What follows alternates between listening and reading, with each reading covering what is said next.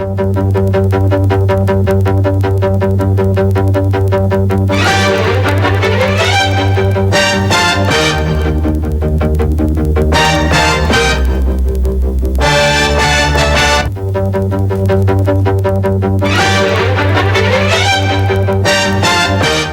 amigos, tripulantes de nuestra querida, contaminada y única nave espacial. Donde quiera que se encuentren, gracias por permitirnos estar allí con ustedes. Y si no me ven de pie con nuestra querida, contaminada y única en contraplano o en el mapa, es que tenemos un invitado.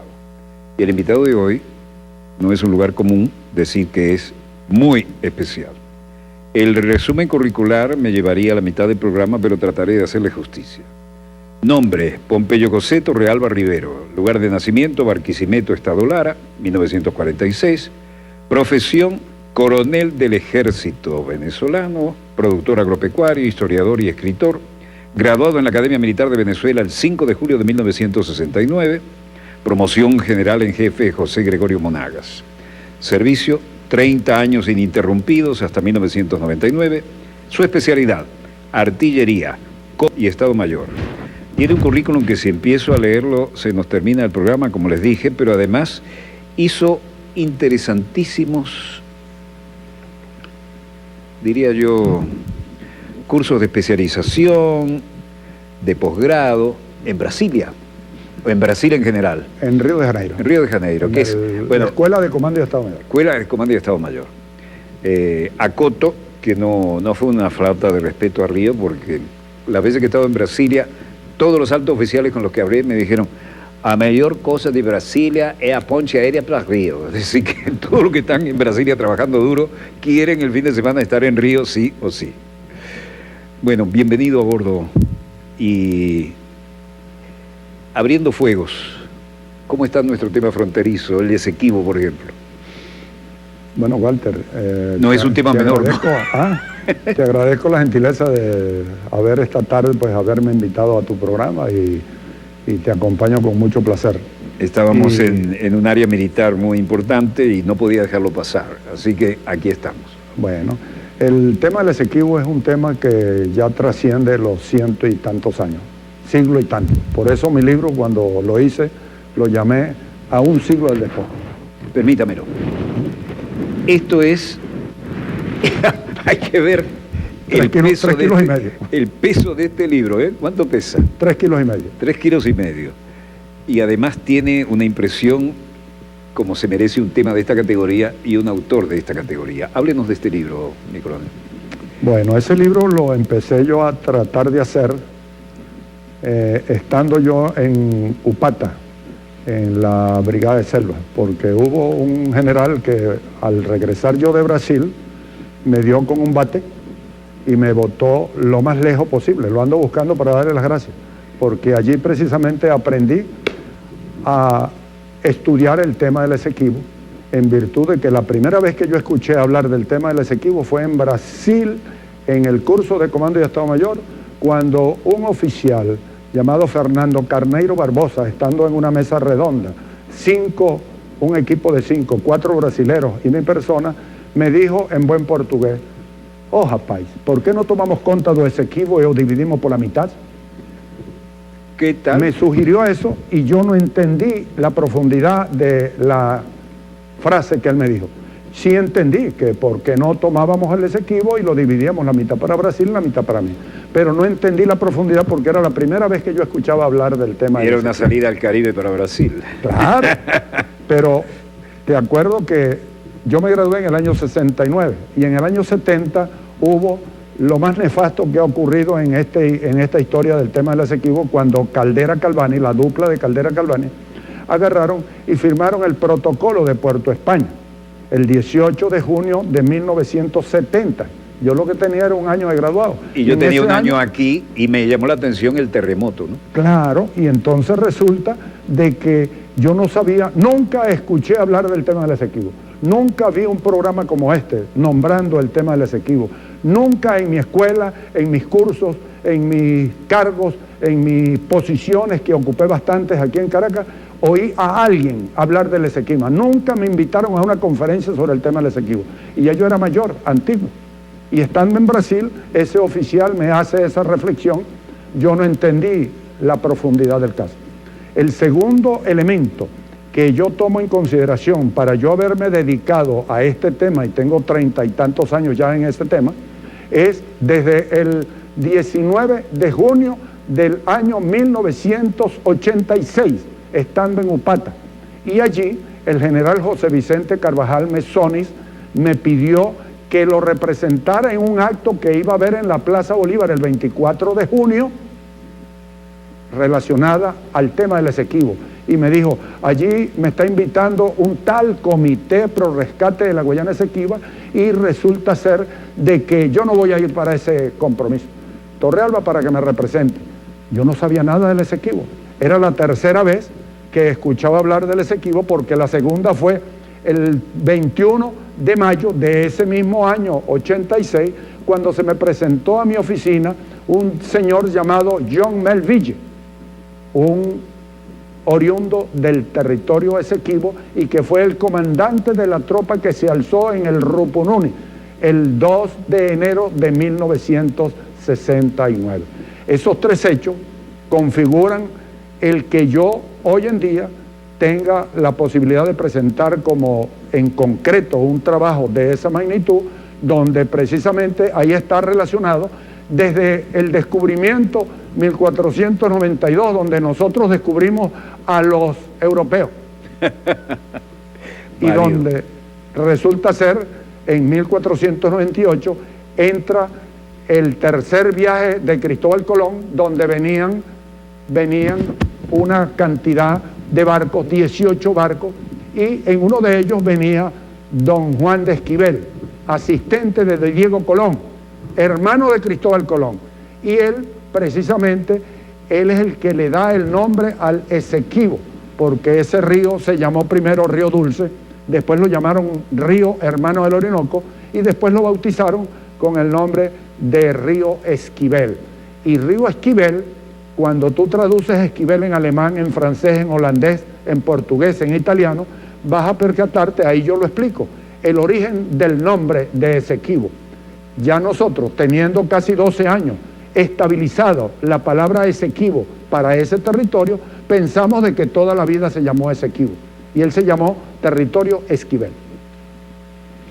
Eso es ampliamente novedoso, ¿no?, para los sensibles a un tema que nos debe importar a todos, sí o sí.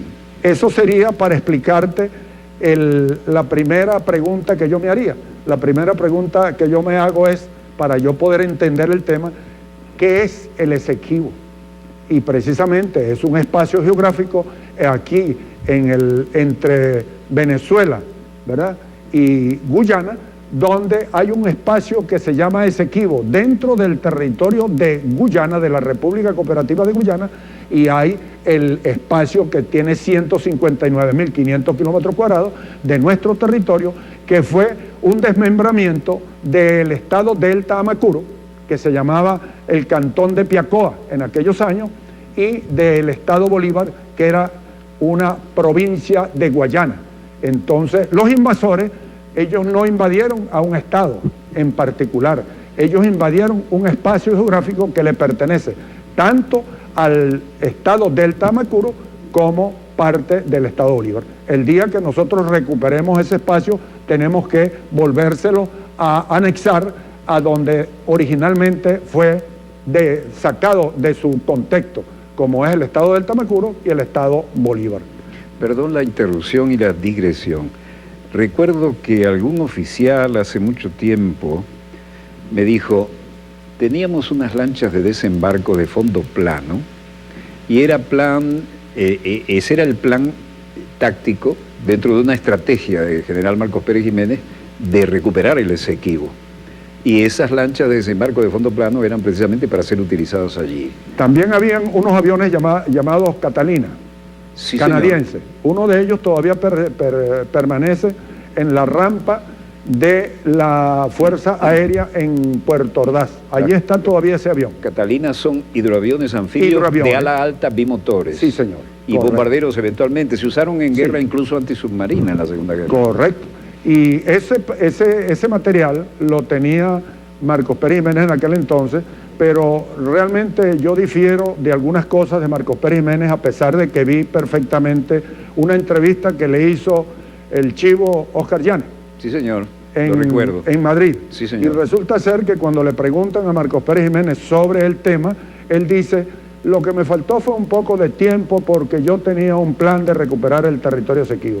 Te voy a confesar para nuestros televidentes una discreción muy compleja sobre Marcos Pérez Jiménez. Para Marcos Pérez Jiménez yo lo condecoro y lo haciendo a general en jefe con el tema de los monjes, por su tenacidad y su comportamiento. Pero aquí lo arresto con el tema del Esequibo, porque cometió uno de los errores más graves que se han cometido con el tema del Esequibo, que fue fundar un consulado dentro del territorio Esequibo. Aquí tengo el documento, te lo puedo mostrar. ¿Un consulado nuestro en territorio? Un consulado nuestro dentro del territorio Esequibo. Es decir, reconoció soberanía. Claro, es una estupidez, pero de plana mayor en aquel entonces. Y resulta ser de que toman a Pérez Jiménez el 23 de enero y se monta una junta de gobierno. Esa junta de gobierno tuvo la oportunidad de desmentir o contrariar esa posición del gobierno de Marcos Pérez Jiménez, donde precisamente debieron de haber desconocido ese consulado e inmediatamente cerrar ese consulado. Pero pasó un año, hubo las elecciones en el año 58, gana Acción Democrática, se monta el 12 de marzo Rómulo Betancourt, y lo insólito. Resulta ser que Rómulo Betancourt destituye al perejimenista que estaba de cónsul y nombra a un adeco. Vaya. Insólito, insólito. Es decir, cuando me preguntan por qué no hemos recuperado el territorio Esequibo, yo lo confieso de una manera hasta media burda. Digo, por estúpido. Porque hemos sido estúpidos y no entender de que cada vez que hacemos algo, lo que hacemos es meter la pata. ¿Cómo es que vamos nosotros a montar un consulado dentro de un espacio geográfico que nos pertenece a Venezuela? Es prácticamente desconocer la naturaleza y la esencia de la reclamación. Sin embargo, bueno, a posteriori, entonces Rómulo Betancourt cambia, destituye y desmonta el consulado allí. Pero, como dijo aquel célebre presidente que tuvimos, llanero, Luis Herrera, tarde piaste que pajarito, ¿no? Entonces, entre errores y aciertos, ya tenemos cientos y tantos años del despojo que nos hizo Inglaterra de un espacio geográfico que le pertenece a Venezuela por la historia, por la razón y por la justicia. ¿Cuál es la tesis de Inglaterra en esto?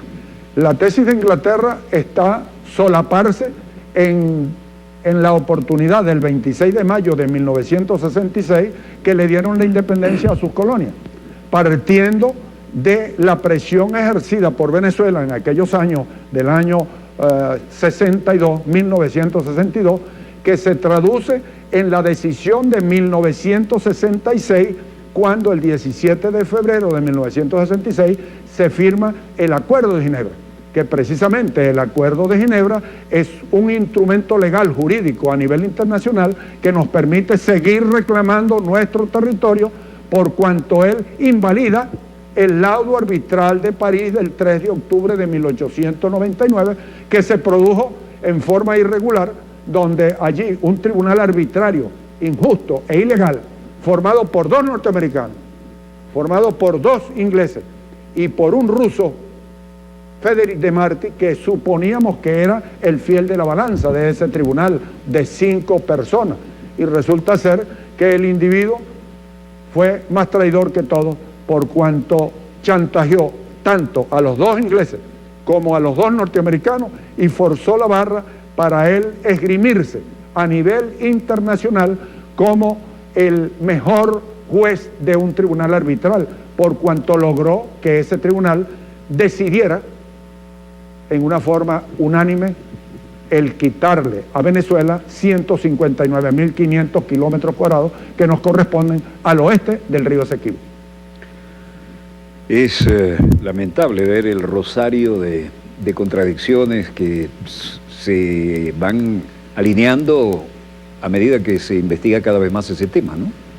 Todas esas contradicciones las explico yo en mi libro.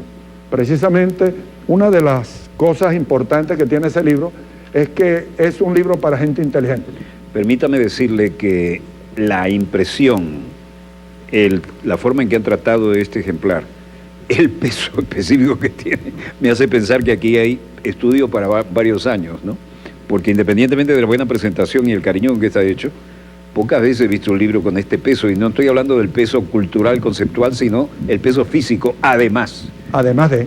¿Esto dónde se puede conseguir, mi coronel? Bueno, lo que estoy es buscando recursos para tratar lo posible de hacer una nueva edición. El mayor general Izquierdo Torres, que estoy trabajando con él en la Cancillería, está empeñado de buscar y unir esfuerzos del Estado venezolano a ver cómo hacemos una nueva edición. Porque si bien es cierto que hoy con la parte digital es importante, pero también es importante tener un documento de esa naturaleza, y ese libro lo hice yo con mi propio peculio. Pues déjame decirle que es una edición que a mí me parece de lujo, ¿no? Bueno. No se escatimó calidad de papel tremenda. De extrema de lujo. Ese libro hoy en día, vi en internet alguien que tiene uno usado y lo está ofreciendo en 307 euros. ¿Qué tal?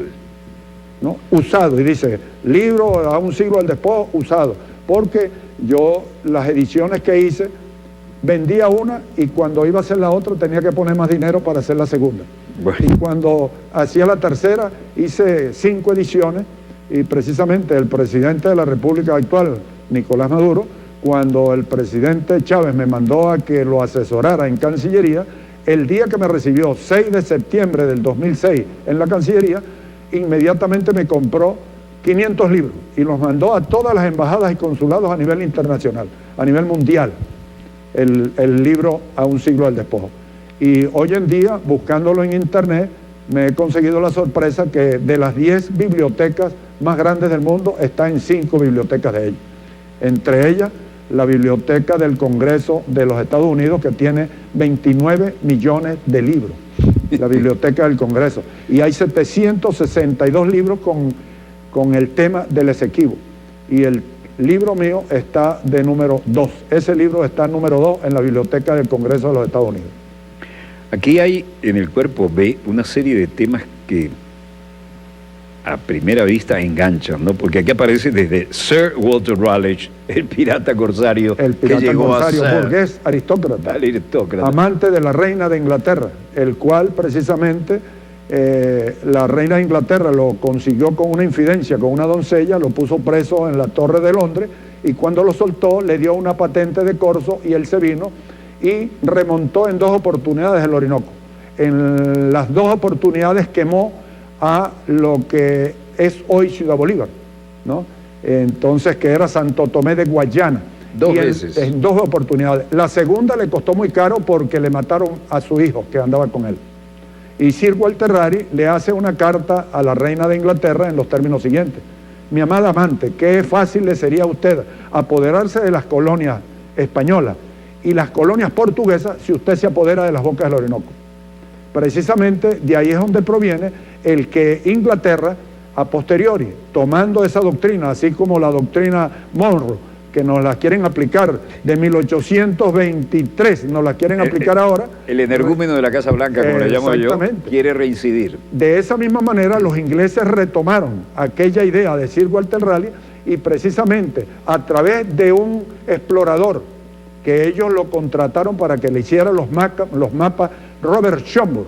Precisamente ese señor hizo unos hitos en la boca del Orinoco, en la isla que se llama Corocora, cerca de donde está la estación de capitanes para abordar los barcos que pueden entrar por la barra del río Orinoco que van hacia Puerto Ordaz.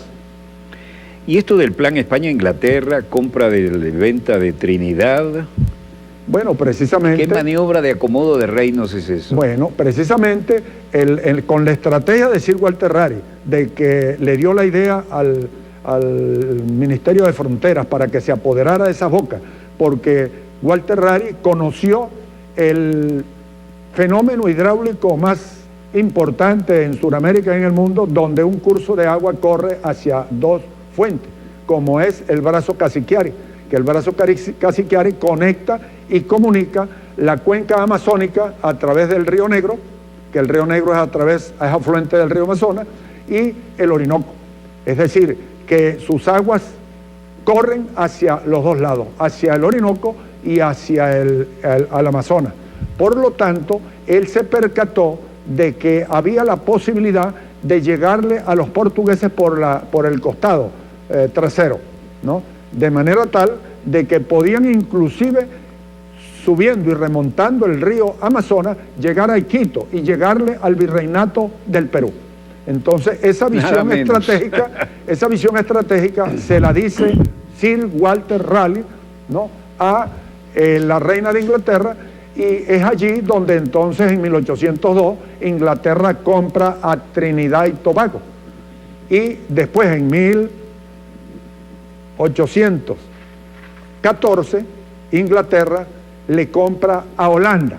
Por eso te decía de este documento que tengo aquí, que es precisamente un cuadro importantísimo. Si usted quiere, yo lo tengo y usted puede señalar con el puntero, si acaso, con la... Ajá. A ver, aquí va a haber más luz y va a estar más cómodo cámara 1. Este cuadro precisamente lo elaboré con la idea de hacer una inversión de la carga con Guyana, y aquí está la cadena titulativa del Esequibo. ¿Por qué el Esequibo es nuestro? Porque todavía tenemos muchos de nosotros venezolanos y a nivel del mundo que no entienden de por qué el Esequibo es nuestro. Entonces es una de las respuestas que tenemos que dar. ¿Por qué el Esequibo es de Venezuela? Y aquí está bien definido todos los documentos que generan la tradición para que el Esequibo sea de Venezuela. Pero aquí, paralelamente, en función de los años, le puse también la cadena titulativa de lo que es Guyana, de dónde nace Guyana. Y Guyana nace de lo que era la colonia de la Guayana inglesa. Pero la colonia de la Guayana inglesa nace ¿de qué? La colonia de la Guayana inglesa nace de lo que Inglaterra en 1814 le compra a Holanda, porque la que era vecina de la Capitanía General de Venezuela eran los holandeses. Y por eso es que Surinam viene de Holanda también. Entonces, la colonia de la Guayana holandesa, que era nuestra vecina, o era la vecina de la Capitanía General de Venezuela, antes de que fuéramos Venezuela, resulta ser que era Holanda, era la dueña de eso. Y Holanda le vende, una vez que sale de una situación social y económica y política muy grande, cuando Napoleón Bonaparte invade tanto España y tumba al rey de España y pone a José Bonaparte, Pepe Bonaparte lo pone de rey de España, pero también entonces invade a Holanda y destituye a los reyes de Holanda, que era la Casa de Orange, y pone a Luis Bonaparte de rey de Holanda. Y entonces, una vez muerto el perro, se acaba la sarna. Cuando Napoleón Bonaparte pierde Waterloo y lo ponen preso y lo llevan a la isla de Santa Elena y muere en 1821 por allá en Santa Elena, resulta ser que los ingleses, aprovechando la debilidad política, social y económica tanto de España como de Holanda, y siguiendo la estrategia de Sir Walter Raleigh, le compra a Trinidad y Tobago, le compra allí a los españoles y le compra a Holanda lo que es hoy Guyana. Por eso, explicando la cadena titulativa, podemos saber perfectamente que el territorio, guyaneses que me escuchan, personas que ven este canal, resulta ser que el territorio legal que tiene Guyana son 20.000 millas cuadradas cuando ellos compran ese territorio a Holanda y lo mandan a medir con un ingeniero de apellido Norié, inglés. Y ese inglés le hace un mapa y le dice: lo que ustedes le compraron a Holanda y lo que Holanda les vendió a ustedes son 20.000 millas cuadradas al este del río Esequibo. Por lo tanto, no sé si pudiéramos verlo aquí en el mapa, como me dijiste que adelante lo hiciera, ¿verdad? Cuando usted guste. Bueno, aquí tenemos el territorio Esequibo. Y este es el río Esequibo. Lo que Inglaterra le compró a Holanda es del río Esequibo hacia el este, 20.000 millas cuadradas. Y 20.000 millas cuadradas son 37.000 kilómetros cuadrados. Por lo tanto, aquí tenemos el río Esequibo, que es lo que divide. ¿Y quién va a mover el río Esequibo? Nadie, el río Esequibo está allí. Entonces, al este del río Esequibo tenemos a un país vecino, un país suramericano, a quien nosotros tenemos que darle la mano, ayudarlo en todo lo que podamos, pero para que se desarrolle en su espacio geográfico, que es 20.000 millas cuadradas, y no en el territorio Esequibo, que es parte del estado del Tamacuro y del estado Bolívar, porque quienes nos invadieron, quienes nos usurparon ese territorio, no estaban invadiendo a un espacio definido. Este límite fue impuesto por el presidente del Tribunal Arbitral el 3 de octubre de 1899, y este límite fue arbitrario, tan arbitrario que en la decisión arbitral no hay ningún justificativo, no hay cómo explicar de dónde salió este límite. Ahora, la explicación única... ¿Ese tribunal era? El tribunal arbitral fue el tribunal que decidió de quién era el territorio Esequibo en función de la invasión que estaba haciendo Inglaterra a través de sus colonos y pasando gente para acá.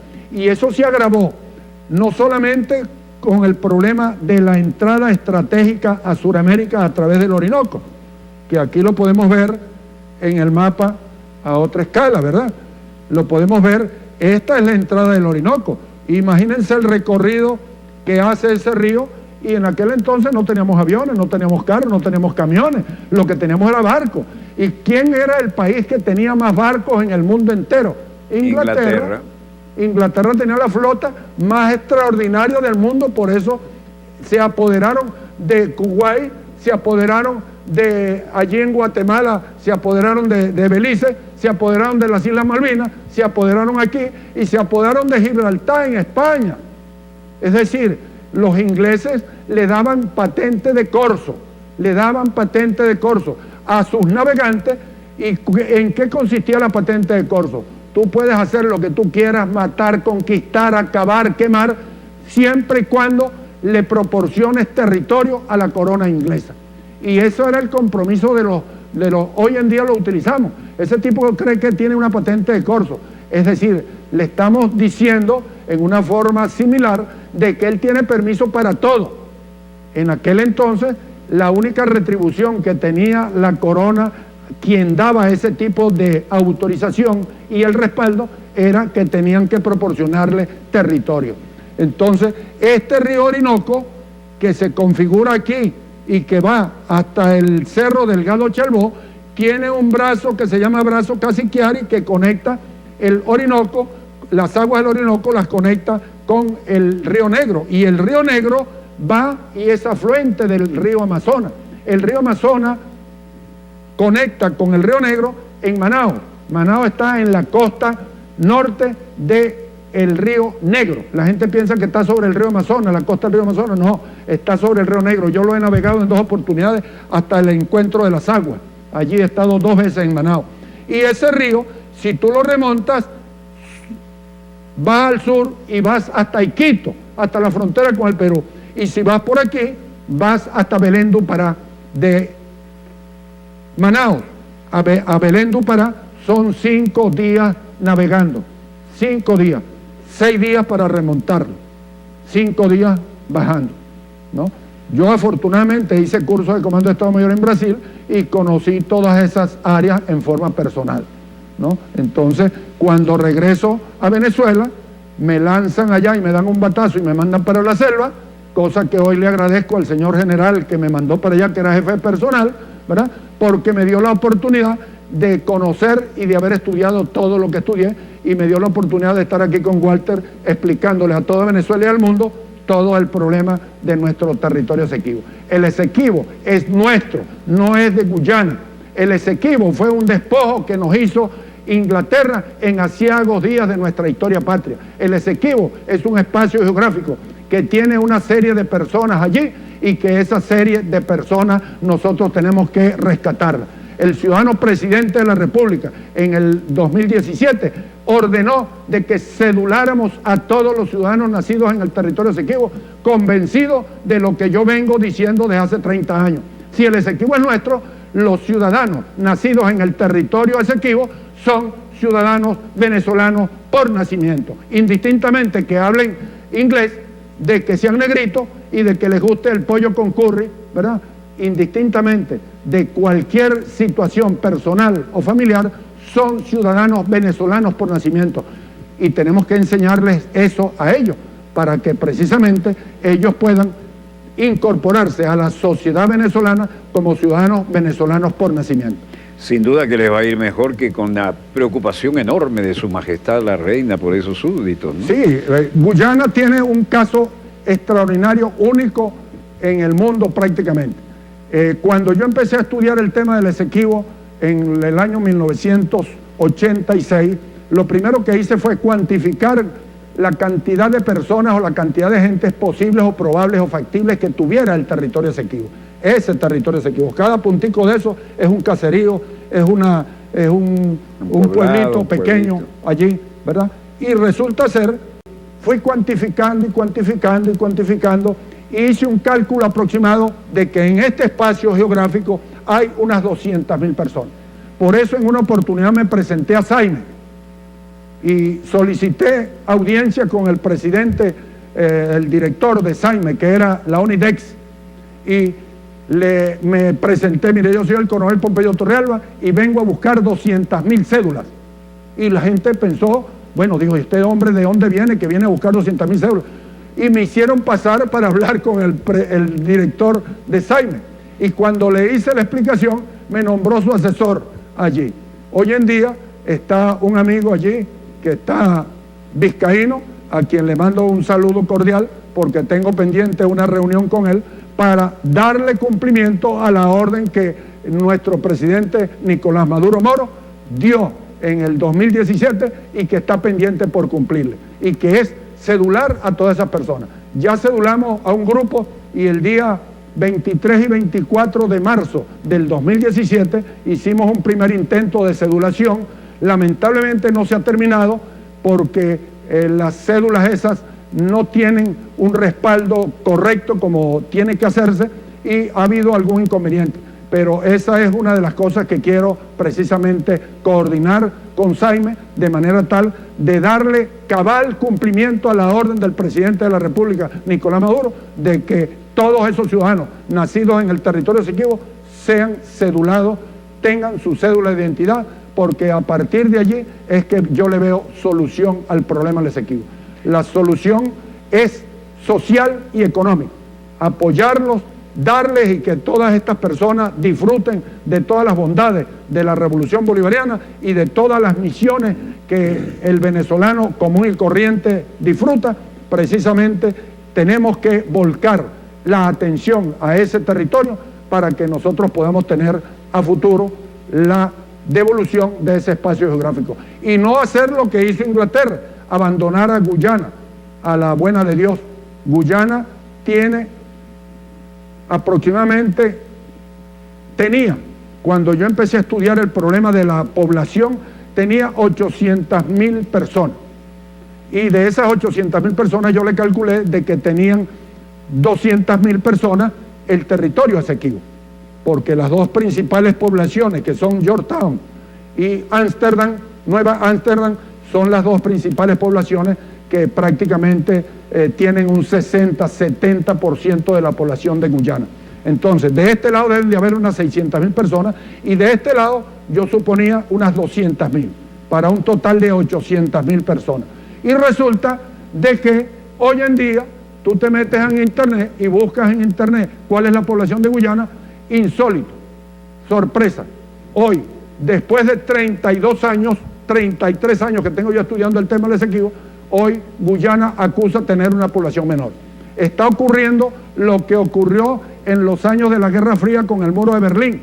Estando yo en el muro de Berlín, viendo el muro de Berlín allí con un asistente que cargaba allí, y le pregunté yo de cuánto era la población, que dónde estaban los niños, dónde estaban, porque duré 4 o 5 días en Alemania y no veía niños por ningún lado. Me dijo, no, es que están en la escuela. Y en 5 días vi en Alemania, habiendo conocido 7 ciudades, 14 niños contados uno por uno. Las mujeres no querían parir. Eso le está ocurriendo a Guyana, donde el guyanés no quiere ser guyanés. Y a la prueba me remito. ¿Cuánto es la población que tiene Guyana hoy? Menos de 800.000 personas, acusan ellos. ¿Y la corona se preocupa de salud, de educación gratuita y cosas así? No, en absoluto. Entonces Guyana tiene problemas sociales, tiene problemas económicos, tiene problemas religiosos, tiene 3 partidos, el partido amerindio, el partido de los hindúes y el partido de los africanos. Entonces tienen dividido, ¿no?, un 43-45% de indo-guyaneses, que son los hindúes, de ahí es donde viene la palabra indios, pero resulta ser que nosotros tenemos aborígenes. ¿Por qué tenemos aborígenes? Porque nuestros indios no son de la India, ellos sí son de la India, provenientes de la emigración que se produjo cuando le dieron la libertad a los negros, porque los negros eran los esclavos, y los esclavos eran los que tenían todas las plantaciones, ¿no?, de plantaciones de arroz y de azúcar, y resulta ser que trajeron los hindúes, pero los hindúes más débiles, un poco más menos corpulentos que los africanos, tuvieron que traer mayor cantidad de hindúes que africanos. Por eso la población africana, descendiente de los africanos, afro-guyaneses, resulta ser que vienen en un 35-37%, y los otros son 47-46%, y los amerindios, indio-americanos, para diferenciarlo de los indios de la India, son un 15 y un 16%, y un 2% de una población muy flotante, que son brasileros, que son chinos, que son ingleses, que son norteamericanos, pero es insignificante. Entonces hay 3 grandes grupos étnicos en Guyana, y cada grupo étnico tiene la característica que tienen un partido político. Entonces, ahorita está, el gobierno actual es afrodescendiente. Los hindúes son mayoría, pero los afrodescendientes pudieron ganar porque se aliaron con los aborígenes, que eran los indígenas propiamente del Esequibo. Y hoy en día resulta ser que la pelea está entre esos 2 grupos que se aliaron, ¿no?, los aborígenes propios de Guyana más los africanos, se aliaron para poderle ganar las elecciones a los indo-guyaneses.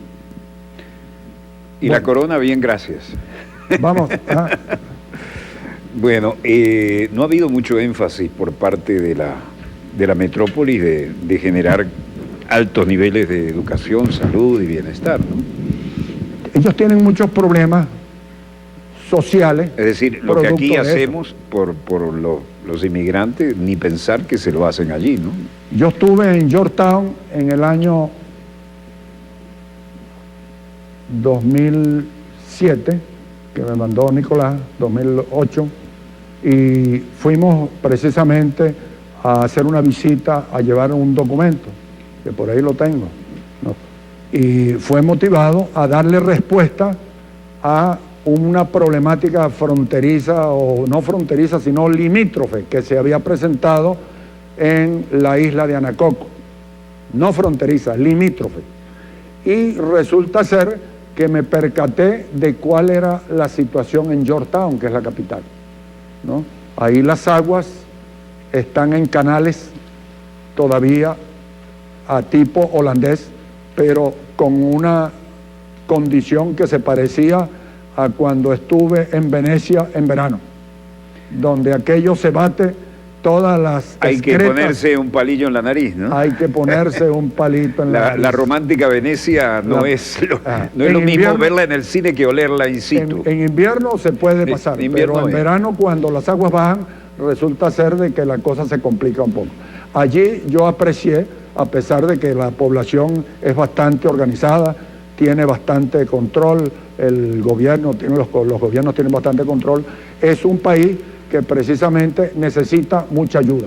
Y nosotros estamos en capacidad de ayudar a Guyana, de manera tal de que allí la población no tiene muchas posibilidades de desarrollo motivado a la parte económica, que es un país que se bandea allí con la bauxita, el oro que sacan del Esequibo, el diamante, ¿no? Y la deforestación, la madera que sacan allí, ¿no? Tuve la oportunidad de visitar la iglesia de madera más grande del mundo, que la tienen ahí en Georgetown, ¿no? Toda de madera. Bueno, toda la estructura de madera. ¿Qué tal?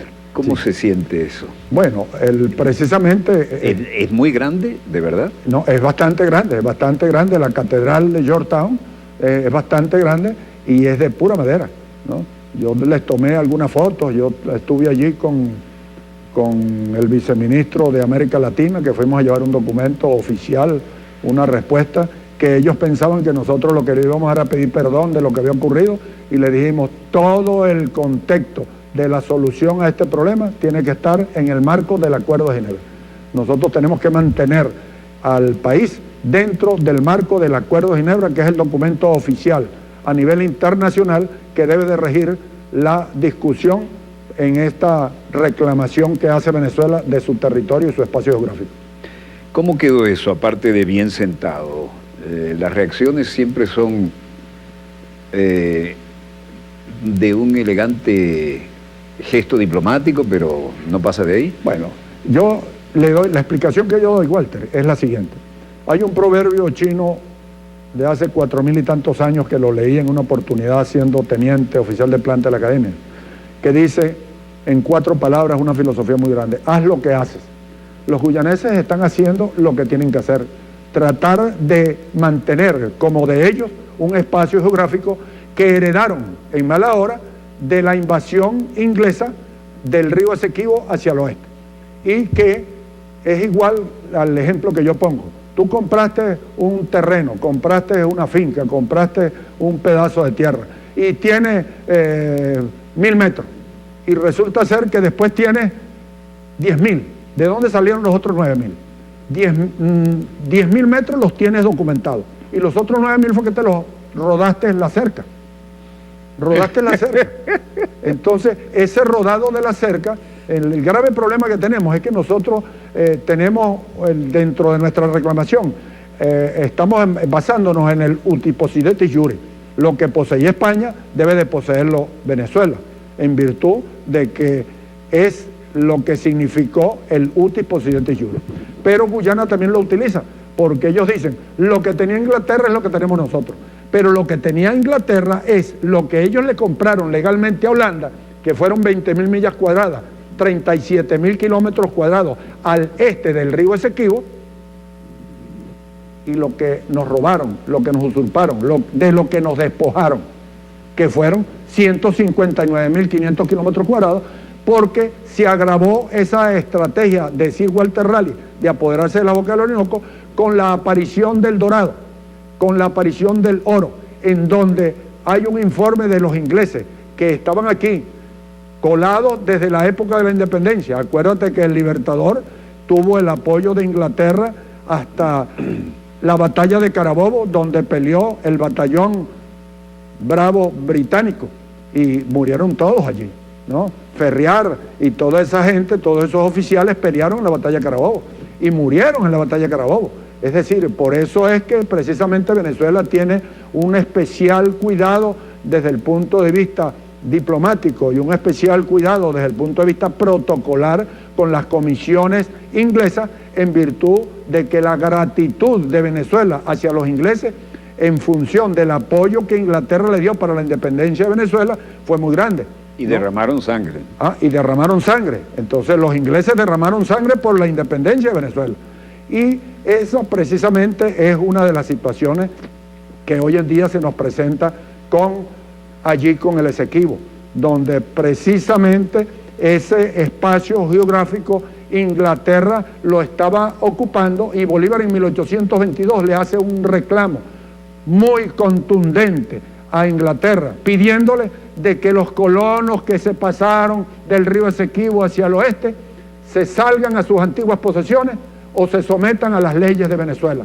Sin embargo, los ingleses no le pararon, no le hicieron un caso omiso a ese reclamo que hace el Libertador, que dentro de los reclamos desde 1822 es el primer reclamo que he conseguido, en mi libro está, y lo he publicado en varias oportunidades por allí, porque de ahí en adelante empecé a buscar todos los reclamos que ha hecho Venezuela, hasta el reclamo más contundente que lo hizo nuestro canciller Marco Falcón Briceño, ¿no?, el 12 de noviembre de 1962 ante las Naciones Unidas, en un discurso extraordinario. Yo lo copié textualmente, el discurso, y lo plasmé en mi libro, porque es un documento extraordinario, y ello fue lo que dio origen a que 4 años a posterior, en 1966, se firmara y lográramos sentar en una mesa de negociación a los ingleses y firmaran por primera vez un documento que les comprometía el hecho de que el Esequibo es del territorio venezolano. Gran canciller Marco Falcón. Falcón Briceño. Entonces hizo una labor extraordinaria. Por eso precisamente nosotros tenemos que recoger todas las cosas buenas que han hecho todos los gobiernos, que todos, por muy malos gobiernos que hayan sido, algo bueno han hecho. Y precisamente todas las cosas buenas también tienen que estar concatenadas con las cosas malas para tratar de corregir las cosas malas, a objeto de minimizarlas ante la historia y minimizarlas ante la reclamación oficial que hace Venezuela de que Guyana le devuelva el territorio de 159.500 kilómetros cuadrados al oeste del río Esequibo a la República Bolivariana de Venezuela. ¿Es realista esa propuesta? Es realista. Es más fácil, como lo digo yo en varias oportunidades, recuperar el territorio Esequibo es más fácil que pelar mandarina.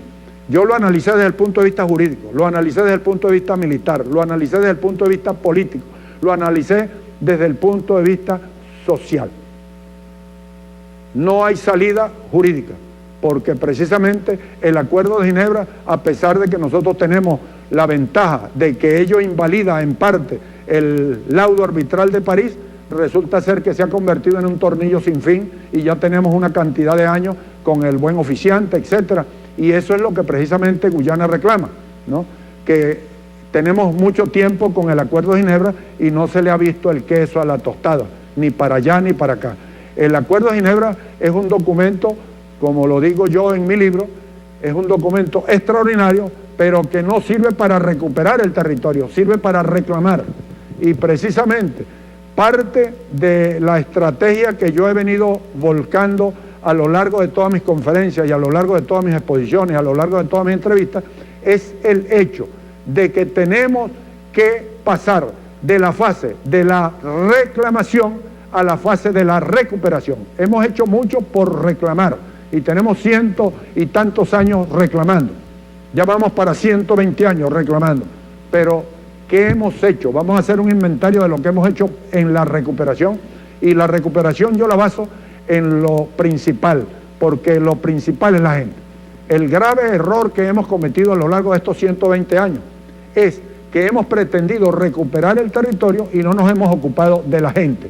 Y esa gente es la base fundamental para que nosotros recuperemos ese espacio geográfico que nos pertenece. Usted hablaba del Berlín dividido, ¿no? Del Berlín dividido. Que para los que lo hemos vivido es inolvidable. Los que estuvimos allí frente al muro, en el mirador, viendo la puerta de Brandenburg del otro lado, y tuve la oportunidad, porque andaba con pasaporte civil, en virtud de que la Cancillería de aquel entonces se retardó en darme el pasaporte oficial y me fui con el pasaporte civil, y eso me permitió que me permitieran, valga la redundancia, montarme en un tour, en un autobús, e ir a la parte oriental. Entonces visité la parte oriental. Antena de televisión imponente. Todo aquella medida de seguridad. ¿No? Tuve la oportunidad de estar en el año 81 en Alemania, en Berlín, y pasar a Berlín Oriental, antes de que tumbaran el muro.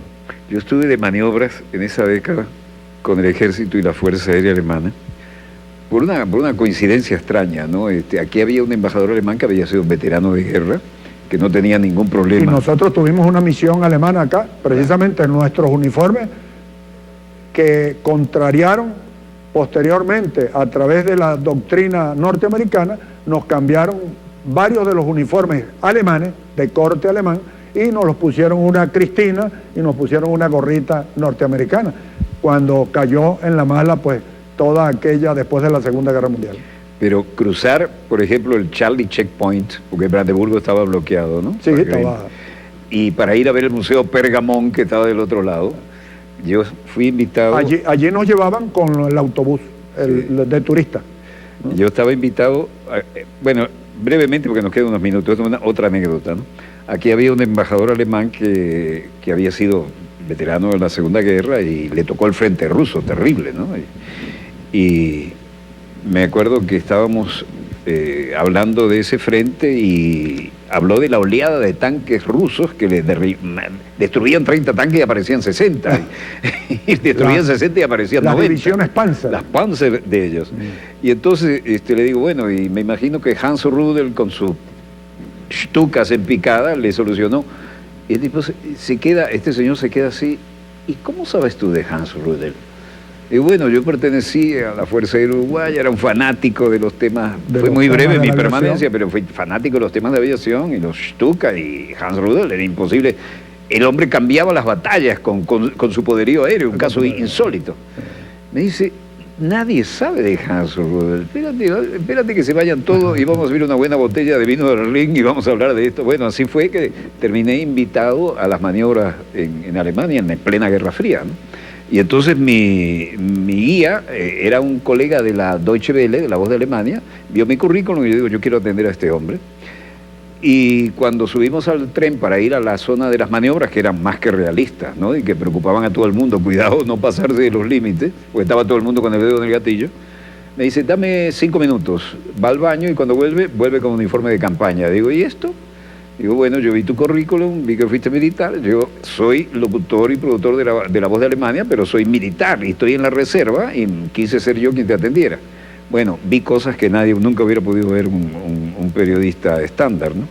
Pero cuando lo dije, quiero ir al Museo Pergamón, que está en Berlín Oriental, le digo, mira, Walter, si tú vas allá, cuando pongas un pie detrás de esta línea blanca, ya está no marcado, eres mi problema. Está marcado. Si a la hora exacta tú estás de vuelta, yo no te conocí nunca. Y fui al Pergamón y vi cosas estupendas y de aquella magia del Berlín dividido, inolvidable, ¿no? Sí, sí. Y además todo el mundo con el dedo en el gatillo. Sí, una situación de tensión, de guerra extraordinaria, ¿no? Era el ombligo de la Guerra Fría, eso. Sí. Bueno, se nos terminó el tiempo. ¿Con qué cerramos? ¿Nos queda cuánto, señor? 2 minutos, todo suyo. Bueno, fíjate, hoy recibí una llamada de un amigo pidiéndome que le diera mi WhatsApp para mandarme un documento y era el Acuerdo de Ginebra. Le dije, bueno, yo lo tengo, pero mándamelo. Le agradezco al teniente coronel Milano Zambrano, quien precisamente me pidió que le diera mi WhatsApp para mandarme el Acuerdo de Ginebra, la importancia.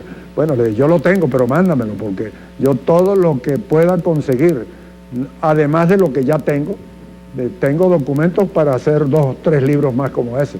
Bueno, mostremos para cerrar, con su permiso. El tiempo aquí es militar. Señor director, un buen primer plano aquí. Si pueden conseguir esta edición de lujo, independientemente de su altísimo contenido, esto es un incunable casi. Esto hay que tenerlo en una colección para los amantes de los grandes libros que van a pasar de generación en generación haciendo un gran aporte a la patria. Yo le felicito por este esfuerzo. Es impecable, no solo el contenido, que está fuera de toda duda, pero es impecable esta edición. ¿Cómo la logró? Quisiera hacer una nueva edición, pero el dinero no me alcanza y quisiera conseguir un patrocinante que me permita hacer una nueva edición, siquiera unos 1000 libros más, porque hay mucha gente que me ha pedido y tengo ese y otro de reserva porque ya se me acabaron, se agotaron totalmente los libros. Y acá se juega la verdadera historia de la Guayana Esequiba también. Ahí está todo, ahí está todo. Muchísimas gracias. Permiso para terminar este programa. Hay que respetar los rangos. Cuando uno fue militar, siempre es militar. El sol de Venezuela nace en el río Esequibo. Eso es bueno no olvidarlo. El sol de Venezuela nace en el río Esequibo, porque ahí va mucha superficie de nuestro territorio, no solo en el Esequibo, en el río Esequibo. Es buena esa corrección. Y precisamente ese eslogan lo puse de pie de página de todos los documentos elaborados en mi oficina en la Cancillería, en la unidad especial del Esequibo. Y esa unidad especial del Esequibo la creó el actual presidente de la República siendo canciller, el día 6 de septiembre del 2006. En el momento que me fui para allá, esta es una anécdota importante, que precisamente la primera lección que le di al presidente Nicolás Maduro fue ese día, 6 de septiembre del 2006, cuando él me dijo: coronel, el presidente me ordenó de que lo incorporara aquí en la Cancillería, yo lo voy a incorporar a la unidad especial de Guyana. Y le dije: yo no voy para esa unidad especial de Guyana. ¿Y por qué, coronel? Porque la unidad especial de Guyana debe encargarse de Guyana. Yo lo que quiero es encargarme del Esequibo, y yo vengo para acá a abrir caminos para la recuperación del territorio Esequibo. Ya yo no quiero seguir reclamando. Ya bueno, esa fase pasó. El reclamo de nuestro coordinador insistente, y me disculpo con él, es que se nos fue el tiempo. Ha sido un gusto. Permiso para continuar. El gusto es mío. Disponga usted de las cámaras, señor director.